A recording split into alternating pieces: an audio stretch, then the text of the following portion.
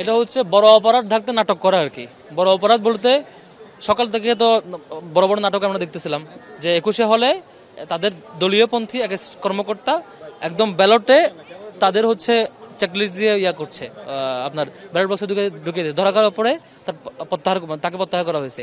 এই বড় এই যে অপরাধ এটা ঢাকার জন্য এখানে নাটক করছে। নাটক করার আমরা বলছি ফুটেজ বের করেন, হয় অপরাধী স্টাফ অথবা অপরাধী শিক্ষার্থী নিজে, যে কোনো একজন, তো দুজনকে বের করেন। ফুটেজ বের করে ম্যামরা কি বললো, ম্যামরা বললো যে ওই শিক্ষার্থী আগে ব্যালট নিয়ে চেক করে নিয়ে ওখানে ঢুকেছে, ঢোকার পরে 1 মিনিট ছিল একটা সময় থেকে, তারপর বের হয়েছে, বের হয়ে বলতেছে এখানে 2টা চেকলিস্ট দেওয়া। তারপর ম্যাম সাথে সাথে আলো যত ব্যালট ছিল সবগুলো ক্যামেরা অন করে সবগুলো চেক করাইছে, কোনোটা তার দাগ নাই। তাহলে দাগ কোথেকে আসলো?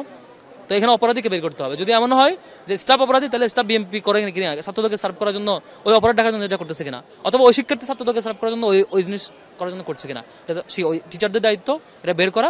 যে অপরাধী তাকে বহিষ্কার করতে হবে। তৃতীয় কোনো পক্ষ এই নির্বাচনকে বিতর্কিত করার এটা তৃতীয় পক্ষ না, যারা অলরেডি আছে এখানে, যারা এঙ্গেজ, তারাই চেষ্টা করতেছে। একটা বড় অংশ ভয় পেয়ে সকাল থেকে বিভিন্ন জায়গায় উস্কানি দেওয়ার চেষ্টা করতেছে। একটু আগে আমি কয়েকটা জায়গায় গেলাম, যেমন ধরেন ইউলেবে সকাল 8টা থেকে 10:30 পর্যন্ত কারো ঢুকতে দেয় নাই, না মিডিয়া না অবজারভার, কারো ঢুকতে দেয় নাই। কি হচ্ছে শুনলাম যেখানে 10 জন পোলিং এজেন্টের মধ্যে 6 জনই নাকি ছাত্র দলের, এবং একটা সংগঠনের পোলিং এজেন্টকে বের করে দেওয়া হয়েছে, এবং অবজারভারকে ঢুকতে দেওয়া হচ্ছে না, মিডিয়া ঢুকতে দেওয়া হচ্ছে না। পরে গিয়ে 2.5 ঘন্টা পরে আমি যাওয়ার পরে যখন শক্তভাবে অভিযোগ দিলাম, তাও ঢুকতে দিচ্ছে না। 0.5 ঘন্টা দাঁড় করে রাখার পরে সাংবাদিক ঢুকতে দেওয়া হয়েছে। এভাবে তো করতে দেওয়া যাবে না। মিডিয়া থাকতে হবে এবং আপনাদের অবজারভার যারা থাকতে হবে। এগুলা মানে এটা আশঙ্কার জায়গা আর কি, একটা দলকে ফেভার দেওয়ার মতো ব্যাপার।